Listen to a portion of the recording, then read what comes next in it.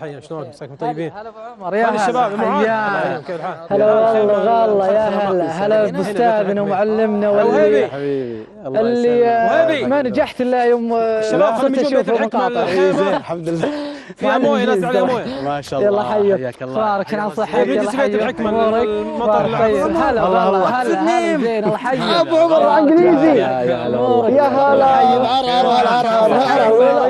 اليوم معنا احد النجوم اليوتيوب في عالم الانجليزي والتدريب بالانجليزي والتعليم الانجليزي اللي تفاجات. انا فكرت صراحه يدرس برا، لكن اللي تفاجات انه ما شاء الله عليه كله يقول متعلمه هنا في المملكه العربيه السعوديه، يعني ما سافر برا لا ابتعاث ولا دراسه في الخارج، ولكنه بلبل الله يبارك له. ما شاء الله. اخونا عبد الرحمن العمار، الاستاذ عبد الرحمن العمار المعروف في صفحات التواصل الاجتماعي بابو عمر. حياك الله يا ابو عمر، الله يحييك. ما عليك زود، الله يحفظك. يا مرحبا وسعيدين فيك. الله احنا اسعد. انا عارفك ابو عمر ترى من زمان وانا اتابعك. اي ولكن سبحان الله هذا اول لقاء بيني وبينك، وانا سعيد والله برؤيتك. والله احنا اسعد، الله يحفظك يا مرحبا بك ابو عمر. واما طيب حبيبنا ابو عمر، طبعا تعرفونه قبل يا شباب، راعي الانجليزي. انا ما شاء الله تبارك الله متابعينه في الانستغرام 444,000 ما شاء الله، يعني يستاهل صراحه من يسوي له دعايه. زادوا 1000 امس. زادوا 1000 زين.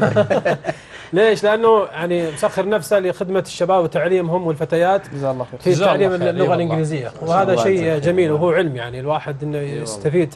يعني الحين اللغه العالميه من المفترض انها تكون اللغه العربيه، من المفترض، لكن الحين صارت اللغه الام للاسف عند كثير من الدول اللغه الانجليزيه. اي دوله تروح اذا ما عندك انجليزي تورطت، فاللغه الانجليزيه صارت ضروري، ما تروح مكان الا تعرفها. اللي استفدت منه ابو عمر، استفدت منه كثير والله، بحكم التخصص وبحكم فادني يعني كثير، جزاه الله خير. الله يجزاك. جزاه الله خير. يستاهل ابو عمر. انا ندرس انجليزي سلمان. درس انجليزي سلمان؟ اي نعم. ما شاء الله. طيب ابو عمر، بداياتك كيف كانت؟ وانت عندك قناه متخصصه في اليوتيوب صح ولا لا؟ نعم صحيح. قديمه، هي اول قناه اعتقد في السعوديه ولا؟ تقريبا اول قناه يعني اهتمت بتعليم اللغه الانجليزيه. ايه. وهذا الكلام يعني تقريبا من عام 2007. ما شاء الله. وكان يعني النشاط بشكل عام باليوتيوب تعليم اللغه الانجليزيه، وكان احد الاخوه ايضا كانت له قناه لا تهتم بتعليم اللغه الانجليزيه انما تهتم في صناعه الافلام، واظن انه يشاهدنا الان الاخ علي الشهري، مخرج ولديه افكار رائعه في اي نعم. فبعدها انطلقت الحمد لله، يعني الى ان الحمد لله الان وصلت 23 مليون متابع. ما شاء الله. أيوة. القناه ما شاء نفسها. الله ما شاء الله تبارك الله. حلو. التعليم كان هنا في السعوديه، يعني لا ما سافرت ابدا. البدايه كانت صعبه فعلا، ان تعرف البيئه صعبه. ايه. ما عندك مثلا نيتيف سبيكرز اللي هم اهل اللغه الاصليين. الوسائل ممكن تكون صعبه شوي، لكن الانترنت وفر كل شيء. عن طريق الانترنت تعلمت؟ عن طريق الانترنت. ما شاء الله. في وسائل يعني نوعت فيها. احنا مشكلتنا اننا لما نتعلم اللغه ايه. ناخذ مفردات، ناخذ كلمات نحسبها كذا احنا بس. ايه. واحفظ. وهذا غير صحيح. شو الصحيح؟ الصحيح انك لازم تحيط نفسك باللغه الانجليزيه، تحيط ايه. نفسك بين اللغه والثقافه. يا سلام. ليش ما يكون عندك معلومات عن اشخاص معروفين مثلا من اهل اللغه؟ يعني اقصد من اللغه الاصليين. ايه. مثلا انا اهتم مثلا باللغه الانجليزيه باللهجه الامريكيه على سبيل المثال. ليش ما اطلع على المشهورين من كتاب، من مؤرخين، من الى اخره، اقرا عنهم، اغير الجو، اسمع الاخبار، اسمع الراديو، اغير الجو شوي، يصير عندي معلومات جيده، حيث اني انا استمتع وانا اشاهد هذه الاشياء. افلام وثائقيه خاصه لما تكون سواء بترجمه او بدونها. فكذا انا نوعت، ابتعدت عن الروتين اللي هو الحفظ. فكذا اكيد انك راح تنطلق. سلمت. ما شاء الله تبارك الله. طيب الله يبارك لك. واحنا ودنا ايش رايكم نشوف مقطع قصير لابو عمر في اليوتيوب، بس شغلوا لنا الشاشه يا شباب علشان نشوف احنا والشباب في بدايه اللقاء. ابو عمر عنده افلام قصيره، عنده دورات يقدمها عن طريق اليوتيوب، خلونا نتعرف عليها اكثر، وشيء يعني قصير نتابعه ثم نرجع ان شاء الله من جديد. اعطونا يا شباب. I can't stand exams. I can't stand my college. I can't stand my life. I can't stand everything. مضبوط. جميل ابو عمر جميل. هذه مناسبة للاختبارات ترى. هذه وقتها بعد مناسب، اليوم عندي اختبارات الطلاب والطالبات الله يعيننا وياهم ويستر امورهم يا رب العالمين، ولا انتم مفتكين من الاختبارات ما شاء الله عليك. جميل. الافلام اللي زي كذا القصيره يعني موجود عندك كثره منها؟ اي في موجود اكثر من فيلم. الطريقه اللي جالس تستخدمها مفيده للناس تحس انهم يستفيدون؟ مفيدة لان اول شيء اللفظ يكون واضح. إيه. تغيير شوي يطلع عن روتين الحفظ. إيه. هو راح يحفظها تلقائي مجرد يسمعها. اي نعم. احنا عندنا مشكله بس اوضحها، شيء مهم جدا. احنا لازم نطلع من حفظ الكلمات، لازم نحفظ العباره. يعني على سبيل المثال اهل اللغه يعرفون الجمله كقواعد يعرفونها 20%، يعني مو مهتمين ذاك الاهتمام. يعني اعطيك جمله الان، من يبي يردد معي الجمله هذه؟ من؟ واحد انجليزي يعني. يلا بسم الله. عندك؟ عندي. خلاص هذا قريب خلينا. يلا محمد البيت. زين. الحين انا بعطيك جمله. How is the weather? How is the weather? The weather. The weather. The weather. Weather. How is the weather? رددها. How this the weather? لا اسمعني من جديد. How is the weather? How is the weather? ممتاز. اوكي. يعني كيف الجو؟ نعم. طيب انت الان رددها 3 مرات. How is The weather. ردد. How is the weather? How is the weather? استمتعت؟ يا سلام. حسيت انها عباره سهله وقلتها؟ هل هو مهم انك تعرف هاو كيف جت واز كيف جت وويذر ليش جت هنا؟ مو مهم. مهم انك عرفت العباره حفظتها. ممكن تواجه اي شخص من بعيد تقول هلو هاو از ذا ويذر ذير. خلاص. سلام. لازم كذا. محادثه هذه. غير محادثه وكذا. انت لو مشيت على الطريقه هذه يصير عندك، تخيل لو عندك جمل يعني تحفظ الجمل. مثلا عندك 1000 كلمه انت حافظها. حفظ. ما تدري ال1000 كلمه ما تقدر انت تكون جمله واحده. كيف تربطها صح؟ صح. لكن لو كنت تحفظ عباره هذا يعني انك راح تحفظ 1000 عباره. يا سلام. فيصير عندك آلاف العبارات، تصير عندك لغه. سلام. هذه هي الصحيح. يا سلام. لكن نمشي نحفظ كلمه نحطها في جمله، نحط كلمه بعدين نمشي مع مع كلمات، بعض يصير شوي صعوبه. وبعدين التركيز على القواعد هو اللي يشتتك ويخليك يعني سلو تصير ايش بطيء يعني. نحفظ جمل على كذا، جمل ليس خذ العباره، خذ العباره احفظها على طول. جميل. وانتهى. طيب ابو عمر، اليوم جاينا بفلين يبغى يعرضه قدامكم، فلين واحد بس يعلمنا ايش السالفه، ايش الموضوع اللي يبغى يطرحه باختصار كذا في دقيقتين. ايش الفكره اللي تبغى توضحها يا ابو عمر؟ جيبها لنا يا ابو واحد منكم. طيب لا خليني انا اقوم. لا مو مشكله. تقوم هناك لازم اقوم انا. خلاص اوكي خلاص خلوا عندكم. خلاص خلوه بيجيكم هو. هنا في الزاويه ذي. ادرس نور في اللي نوخر شوي. يس. قربوا شوي. ايوه تبغى يا ابوي. انا بالشعب دقيقه بس ثبت هذه. طيب خلاص اوكي الجميع اوكي يشوفها. ممتاز خلاص كذا ممتاز. كذا مضبوط. خذ هذه. ويبي وش العباره اعطيك اياها مشوين؟ الله يسلمك. لا الامر سهل، الامر سهل ان شاء الله. لا ما في مشكله. وات ازم طيب يا شباب، اي والله طبعا هذا انجلش بليس، هذه الاكاديميه اوكي عن بعد. يا شباب اسستها الشرف ابو عمر. في امثال باللغه الانجليزيه مطابقه لامثال العربيه، وخاصه يعني الامثال اللي بيننا احنا. علشان بس نوضح الشيء هذا، انه ليش انا جبت المثال هذا، عشان اوضح لك انه لازم انك تتعلم اللغه الانجليزيه، حاول انك تربط مع الثقافه، لا تتعلم كلغه وفقط. تعلم، اربط الثقافه، تعلم بعض الامثال، idioms، phrases، proverbs اللي هي الامثال يعني، وهكذا. فتعلم فقط phrases لا، ادمج فيها هذه الاشياء، لان هي عباره عن انت قاعد تعطي الوان للغه. هذا المثل، مثلا نشوف الاول مثال. First come, first served. يلا قراها. فريش كار طيب لا اوكي. فريش حرف الراء. اللي يجي اول واحد، اللي يجي اول واحد شو يقولوا له وحصل خدمه وجاء اول واحد. في مثل واو first come first served. من سبق لبق. عجيب، موجوده في الانجليزي هذه عندهم. شايف؟ اي طبعا هي يعني نفس الفكره، شايف؟ بس الكلمات تختلف. first come يعني من اتى اولا، حصل على الخدمه اولا. تركيب الجمله يعني شايف؟ كيف؟ تركيب الجمله مثلا تركيب يختلف طبعا، بس انه ايش؟ نفس المعنى. نفس الفكره يعني، نفس الفكره. ناخذ مثال ثاني. يلا. blood ايش blood؟ الدم is thicker than water. شلون يعني؟ الماء الدم أدخن من الدم ما يصير يعني كيف؟ من الماء ما يصير. هذه تستخدم مع الأقارب خاصة. شو نقول؟ عمر الدم صار ممتاز. وفي بعد مثال ثاني الظفر ما يطلع من اللحم. ما يطلع باللحم. شايفين؟ عجيب، يا سلام يا سلام. نشوف الثاني. The leopard. ايش الليبرد؟ الله أعلم. النمر المرقط. The leopard can't change its spots. ما يقدر يغير جلده. لا يمكن يغير النبات. هذه النقط العين ما يقدر يغيرها. نعم. ابو الطبع ما يخلي طبعه. ابو الطبيعه ما يخالف طبعا. جايك انجليزي انجليزي. ابو الطبيعي ما يغير طبعه ها؟ ما يغير طبعه. حلو. Cut your coat حلو. according to your clothes.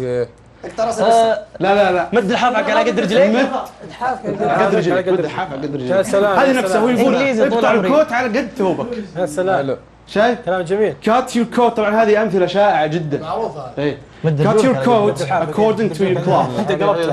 اوكي ننتقل للثانية. ترى فيه شغلات حلوة. طيب خلاص. ولا اصبر شوي. نرجع لها بنرجع لها. خلها خلاص. فواصل خلها فواصل. خلها فواصل. خلها فواصل ترقبيه. الله يسعد. تحيه تحيه ابو عمر تحيه. صراحه ابو عمر انت بسطت. انا بس بدي انت صراحه بسطت حسيتني حبيت الانجليزي زياده. الله بسطت والله كلام كبير. ممكن اطلب طلب؟ اطلب طلبات.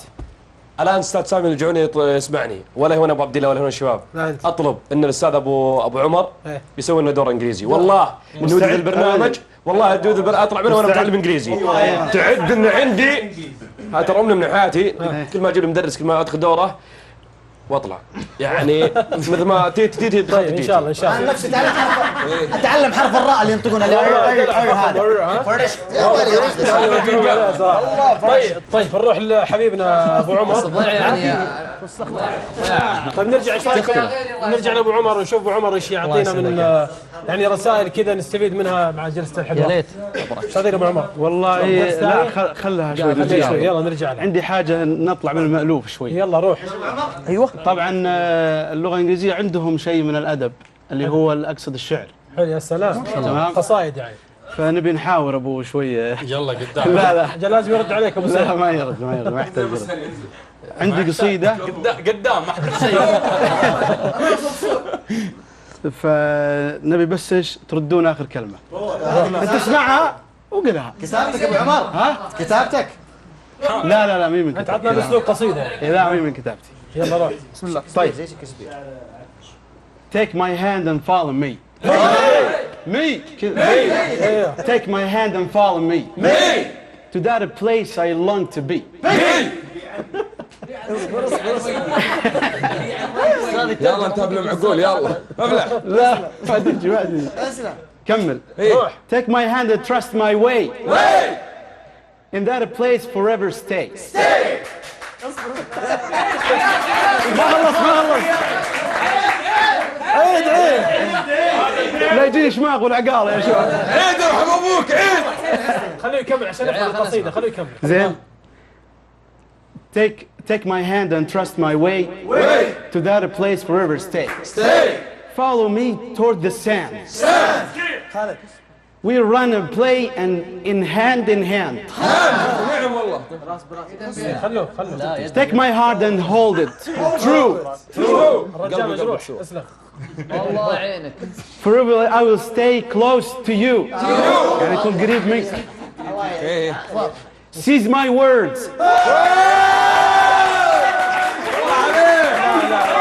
هذه الكلمات امسك كلماتي يعني احفظها. Seize my words. And listen well. اسمع زين. مضبوط. Then forever I will tell. Release your heart. اطلق قلبك يعني. Release your heart. ما يحتاج ترجم احنا فاهمين. And feelings too. Just as I will do for you. Trust your heart and follow me to that place I long to be.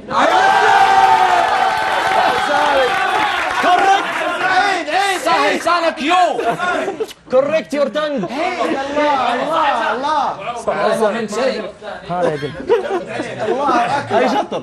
حق القلب الفوق. يقول عيد الشطر الثاني. وين انجليزي لسان. هذا معنى القصيده. ايش هو؟ هذا الشطر الثاني. ابو عمر. واحد الصفر الصوت عد الصوت. سعود فهد ايش تقول؟ الشطر الثاني عيده. البيت الثاني الشطر الثاني، هذا معنى قصيده. بالقلب هو. To that place we long to be. هذا بيت القصيد. We long to be. هذه قصيده ابو عمر انت عاد مصدق والله ما ادري وش تقول. طيب وش ترجمتها يعني هو يقول قاعد يعاتب يعني يعاتب صديقه يعني take my hand and follow me to that place I long to be. يعني هم اعتادوا على مكان يجتمعون فيه فيحاول انه يعاتبه يعني خلينا نروح للمكان اللي احنا نعتاد نكون فيه. هاي المكان الخاص السوق القدام يمه يا صاحبي. هو الترجمه حقتها. يعني الشغله فيها عتاب يعني. فيها عتاب. طيب صح التنحى 1 2 مليون. رائع. طيب نروح لحبيبنا ابو عمر. نروح هناك. طيب نروح هناك اعطينا درس كذا في دقيقتين 3 دقائق يلا نرجع الحصه يا شباب. والتزموا. ليه؟ هذا اهم شيء شباب مين فيكم يحب اللغه الانجليزيه في المدارس؟ اللي يحبها بصدق يعني لا في المدرسه لا والله ما كنت احبها. في المدرسه راجح بس 1 2 معاذ جماس 3 محمد معا. الصدق يعني ولا؟ كان عندنا الصدق مدرس مصري كويس. ها اي والله حبها معاذ. ها والله حبك الله يحفظك فيه. والله مدرسينا زمان ما كانوا يعرفون يدرسوا. لا يا شيخ والله الذي لا ترى قويه في حق مدرسينا. سلامتك. والله انك ما اقول مو كلنا مو كلنا. ابو حامد رجع والله انك قلت الصدق والله العظيم ما يريد جنز اسلام. يلا سلام. أولا حي الوالد والوالدة يستاهلون. تحيه لهم لأن هم الداعم الأول والأخير. الله يحفظ عليك. وأنا أنصح أي شخص يعني إذا أراد البركة والرزق السلام عليكم والتوفيق يلتمس طاعة الوالدين لأن فيها توفيق عظيم جدا. طيب beauty is in the eye of the beholder. هذا من ممكن أحد فهمه. beauty إيش معناتها؟ جمال. جمال من beautiful. okay in the eye العين of the beholder حامل العين. الحين لما واحد يشوف ولده يقول يا زينه يا جماله يا غزال زي كذا. القرد بعين الغزال. فلما يجي واحد يمدح ولده تقول له كذا beauty is in the eye of the beholder. هذه مشوار والله يا مشوار شوي. قسمها. طيب تقدر تقسمها. walls have ears. الجدران الجدران لها لا بالضبط. walls have ears. الثالثة عاد هذه when the cat is away The mice will play. the mice will play. يعني صح بس لما العب يا فا مايس هي جمع من ماوس على فكرة. بالضبط. too many cooks spoil the broth. تو مني يعني دقيقتين. لا طبعا كوك الحالة هو الطباخ. الطباخ كوكس الطباخين. حلو. طباخين. اذا كان لا اذا كان الطباخين خربت شغله يلا غلطوني كثر الطباخين كثر الطباخين يحرق المرق. بالضبط. يعني كثر الطباخين يخربون ايش الطبخه صح ولا لا؟ هي نفسها too many cooks spoil the broth. الله ابو عمر طيب نبغى مثل قال هاك عندي مثل هي الطبخه نفسها يعني. عمر ترجم مثل قال هاك رزق قال ما من معون. خير هاك خير وقال ما من معون. قال هاك خير قال ما من معون. نون معون كذا ولا لا انت لا تترجم بالطريقه هذه. ليه؟ هم لهم ثقافتهم وطريقتهم. احنا اذا فهمناها جبنا اللي عندنا ويطابق له بالطريقه هذه. اما تترجم لا. طيب انا ابو عمر بسأل سؤال صراحه يدور في بالي من زمان. ابو عمر اعرفه من سنين ولكن السؤال اللي بسأل الحين ما شاء الله عليه الان من سنوات كثيره هو ايش؟ في اليوتيوب موجود وينزل مقاطع عن تعليم اللغه الانجليزيه. ابو عمر ليش حملت هالهم؟ صح. صدق يعني في هم عندك غريب يعني ما ادري ما في مقابل مادي اعتقد تعطى ولا في يعني بس لا زال ابو عمر يتواصل سنه بعد الاخرى 10 سنوات او حولها تقريبا. اثراء المعرفه. يعني كيف فسر لي اثراء المعرفه دي؟ يعني حب توصيل المعلومه. انت لما يعني انا لما ابحث عن معلومه حسيت اني فهمتها نفس الوقت اتحمس اني لازم اوصلها. خير الناس انفعهم. يعني مستحيل اكتم هذه المعلومه، ما لازم اني اوصل هذه المعلومه بطريقتي. ما جاك على حطمك؟ قال لغه الكفار ايش تبي بها؟ كثير هذا جاء شيء، هذا الشيء موجود وكان من البدايه كانت صعبه جدا جدا يعني. ف يعني كانت القناه اول ما بدت يعني في في مشاكل، في تعليقات مثبطه، في تخيل حالك انت يعني منشئ قناه وقاعد تشتغل حالك وتجيك هذه التعليقات، انت فاشل، انت لغتك كذا، انت شخص علينا بالانجليزي انت. ايوه يعني تخيل ما تلقى تعليق واحد ايجابي، ايش تسوي؟ ما تحطمت، تقول له يا رجال قفل القناه، وش لي بالمعلومات. طيب شو اللي زاد شجاعتك ومواصلتك؟ والله فيك البركه. يا اخي تحس باصرار يعني. يعني لو سالت اي شخص ممكن ابدع في مجاله تلقى دائما كل بدايته كذا، منشد، شاعر، اي واحد لازم يمر على مواقف هذه. تقول انا بديت باصرار، احس لما واحد يجي يثبطني احس باصرار، اعاند. حلو. فانت اذا عاندت تراك انت راح تنجح. لكنك اذا سمعت لا ترجع، خطواتك لا ترجع للوراء، الى الامام دائما. يا سلام يا سلام. اذا انت شايف نفسك صح ابد ما توقف. لا ابدا، خلاص. وصلت اللي انت تبغاه ولا لازلت؟ والله لا اكيد يعني نطمح لاشياء اكثر يعني. وش اللي تطمح له؟ الحمد لله الان قاعد انشئ اكاديميه في شمال الرياض. ما شاء الله. تنشئ هي الان قاعد تحت الانشاء. ما شاء الله. هي الان موجوده انجلش بليس اونلاين. الهدف منها بزنس ولا تعليم؟ بزنس طبعا هو، لكن نركز على الجوده التعليميه. في طبعا امريكان واجانب وكذا، ما شاء الله. بس راح يصير لها مقر الان ان شاء الله في شمال الرياض باذن الله. ما يحتاج، انت المسؤول الاول الان يعني على طول. بروفيشنال. استاذنك براحتك يا حبيبي، سويدسكم مش دعوه. اغلب المعاهد ما نستفيد منها، نروح بس كذا معليش على المصطلح بس نودي فلوس. قالت خذنا شهاده بس. معي شهاده 3 شهور بيصير ممتاز. وانا يلا يس ونو. وانا زيك معي شهاده لكن يعني وسط. نعم. هذا شيء يعني زي ما قلت لك، اذا كنا نركز على الجوده، واذا كان القائم على الجوده هذه شخص يعرف ايش هي اللغه وكيف يؤديها راح ينجح المعهد. لكن اكثر المعاهد ممكن يكون يعني مالكها ما هو مفكر باللغه اصلا يعني، لكن كفكره تجاريه خلاص. صح. يعني انت بدات مع حب في الشيء هذا، الان انتقل الموضوع الى بزنس وتعليم الناس. بالضبط. هذا كويس. الله يوفقك يا رب. طموح جدا مميز. سم ترى باقي 7 دقائق 8 دقائق. الموقع هذا يا حبيبي ودي اسالها. طولتك فطول يا ببدأ. الموقع 8 دقائق. انت 9 دقائق عشان. اي انجلش بليس هو هذا الموقع عن بعد. الموقع حقك؟ نعم تعليم موقع ولا يوتيوب ولا وش؟ لا موقع تعليم عن بعد، يعني تسجل ولك مستواك ولك موادك وفي جدول وفي اوقات وساعات. انت لوحدك انت ابو عمر؟ لا معي انا تقريبا 20 مدرب اجنبي. ما شاء الله. اي نعم، وفي مدربين عرب ما شاء الله وشغالين على الموقع ومزدحم الحمد لله الموقع. يعني طيب ايش الفائده لو ابغاها انا؟ تتعلم عن بعد وانت مرتاح في بيتك في اي مكان. في احد يتعلم معك في نتائج ايجابيه؟ في نتائج الحمد لله، اذا انه فعلا مشى على الخطه اكيد يصير نتائج. فهذه مريحه يعني، هو مرتاح، لا تكاليف ولا مواصلات ولا مرتاح في بيته. وش اسمها الموقع؟ انجلش بليس. انجلش اكاديميه ابو عمر انجلش. مدفوعه ولا مجانيه؟ يعني اسمك في اليوتيوب؟ لا لها رسوم بسيط جدا يعني اسمك ابو عمر في اليوتيوب والانستغرام في اي شيء؟ ابو عمر تيوب تجدني ان شاء الله.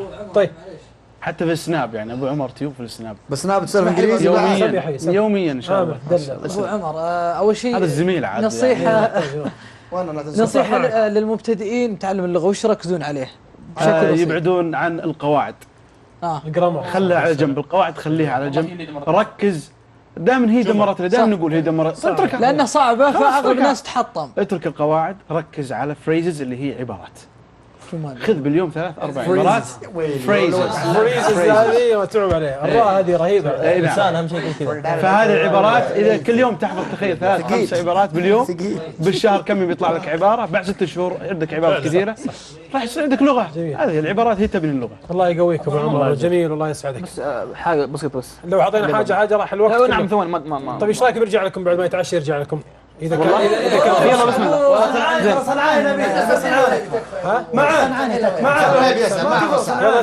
انا اخوي صغير تعلم الانجليزي من فيديو اللي كان في قناتك.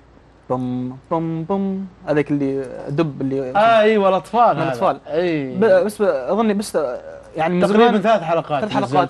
ليش ما زلتوا يعني؟ والله المشكله اني انشغلت، بدات مشروع الاكاديميه بس لي راجع ان شاء الله للمواد الاطفال اكيد. لأن اخوي تعلم وحفظ كلمات انجليزي للاطفال تسمع تنبسط لما تسمع مثل الاخبار هذه؟ اكيد تشجعني اني لازم اقدم اكثر، واحس اني مقصر صراحه لان لازم اقدم. ما شاء الله ترى الرجال من عمان يعني. طيب اكيد الحمد لله. واسع بالعافيه. الله يعطيكم العافيه، بيض الله وجهكم. والله ان نتمنى الوقت يزود لانه مستمتعين صراحه. نشاد معنا بطرح اخونا ابو عمر وبالنغم عند راعي النغم جهاد اليافعي، وبالشعر الجزل مع شاعرنا صالح السهلي، لكن الوقت يداهمنا. إن شاء الله أن بإذن الله أن الله ييسر فرصة قادمة أن يزورونا مرة أخرى في المحل محلهم، الدار دارهم، هم بين إخوانهم. المايك هذا حق طيبنا أبو عمر، هذه هدية مقدمة خير عود، اعذرونا على القصور، حقكم الله أكبر. الله يجزاكم خير، بيض وجيهكم، سعدتمونا وأنستمونا وامتعتمونا والله.